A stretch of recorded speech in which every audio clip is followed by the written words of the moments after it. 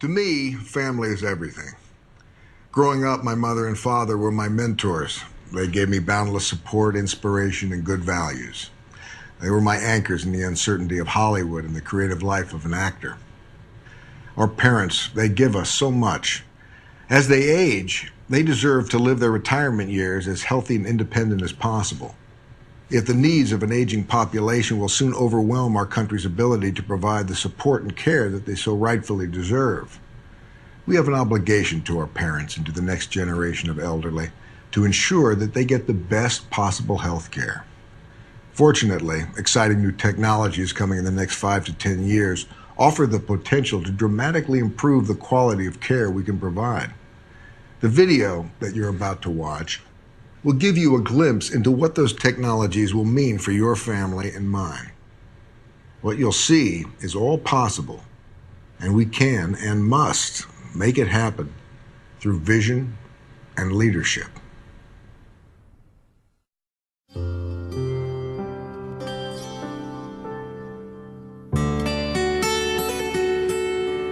My dad, he's a tough cookie. He's somebody we're very proud of. He went to the war, came back, got into the wine industry.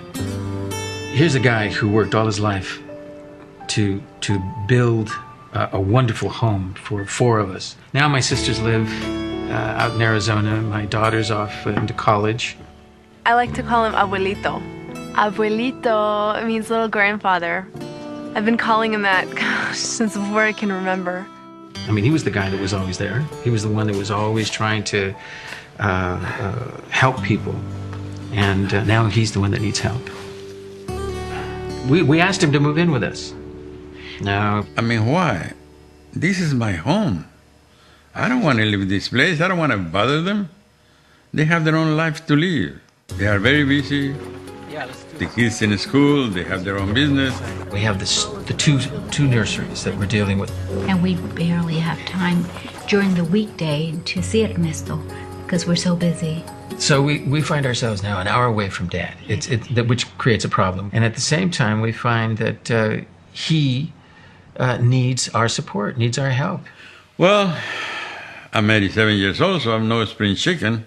For a man of 87, Ernesto's not in bad shape. He's got typical problems we'd associate with a man in his 80s, which would be congestive heart failure, arthritis, some cognitive impairment. Oh, gosh, it's so much to think about. I mean, we have to know if he's, eating, drinking, moving around, can't pay his bills on time, make sure he's taking all of his medicine. He takes medicines in the morning, in the afternoon, in the evening. Sometimes he has to take 2 pills. That's pretty typical for a man of his age, almost 90. It's confusing for me, and I know overwhelming for him. But see, this is where we were fortunate to find out what the caregiver network. Well, the caregiver network, it's my mom, my dad, and I, and the doctors and his staff. My part in that team is to be there to answer any questions I can, to give any kind of patient teaching I can, and to train the family in caregiving. We rely on these people because they're there with the patient a lot more than we are. They see things we don't. So it's important for us all to work together. The caregiver network is 2 things. It's people supported by technology. Because now he has a monitor that tells him when to take his medicines. He's got a special watch. The watch monitors his vital signs, and it also acts as an alert. He just prompts him to take his meds. It tells him whether or not to take it with water, to take it with food. That's that's a lifesaver. Well, the house is networked with sensors all around, so it gives us a real good picture of what's happening in the house.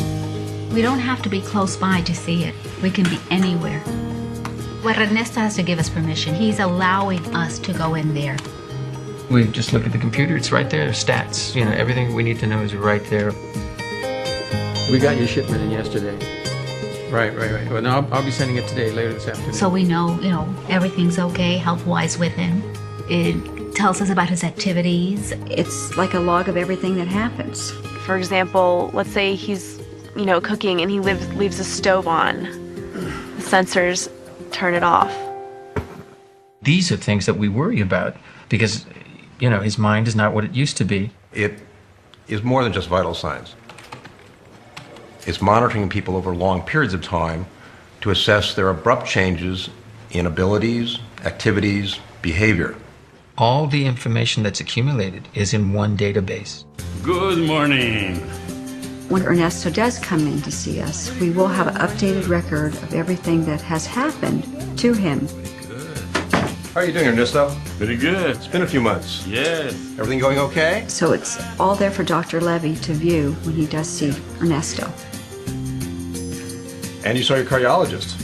Yeah. Well, everything seems to check out fine there. Let's check you out. Okay. No pain anywhere? I've only been Ernesto's doctor for about a year, but I think he'd be surprised on how well I know him medically. Again? I knew his heart attack was a year ago. I knew what medications he was on. I knew what operations he had. So everyone knows what his medications are, what he's taking, when he's taking. We can just sit and talk. If we have any questions, we're able to go in there, talk to the staff. If there's a change in medication, I'll explain it to him and why we've changed the medication. There's also a public side of it where the family can access related information, connect and talk to other caregivers, see what works, share ideas. It's a great resource. I just like the fact that I'm not alone in this. I can ask questions of other people that have faced the situation before, and that's a great help. But with everything else that's going on, yeah, Adriana has diabetes, so she just sort of doesn't give it the importance that it should be because she doesn't want us to worry. Yes, I have diabetes, and it's something you can't escape. It's a part of my daily routine. Were you able to finish everything today? I do my blood levels. I send them out to my doctor. And it automatically goes into my records. And if anything's different, I know I'm going to get a call from her. It's not a major concern, but your levels are trending higher than I'd like to see. How are you doing with your exercise program? Well, it's been really rough lately. It keeps me honest. I don't like that one. You're gonna throw it down. Hey. The one thing about my dad is that he loves playing cards. Oh, that he never forgets, his cards. He loves solitaire. After talking with the family, we found out Ernesto was really into cards. So we set him up with a solitaire game on the computer, a embedded assessment tool. That way I can monitor his dexterity, his reaction time, cognitive function, and it gives me an idea of how he's doing. My doctor, he thinks it's good for me. I don't know if it's good for me or not, but I love it. Don't interfere with it. I play all kinds of games, and mostly poker. Alberto comes in on Thursdays when he can, and we play here. Because most of the time, I just play on the line. I play not only with Alberto, I play with anybody. What do you have?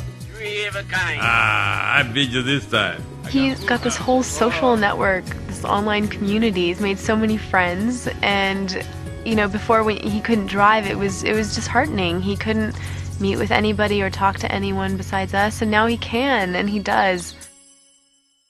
For his age, he's doing remarkably well. His quality of life is just fantastic. Hola, Papa. Hola, Roberto. To see his face beaming and because of the technology that we brought into the house, because of Dr. Levy, because of the caregiver network. The network makes a tremendous difference.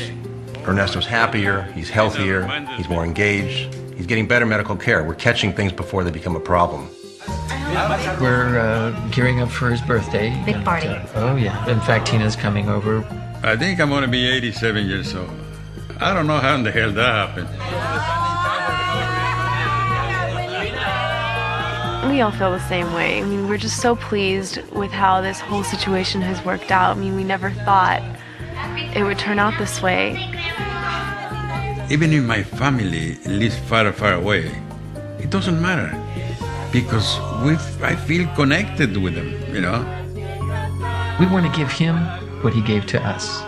And that quality of life that he gave us, we're giving back to him.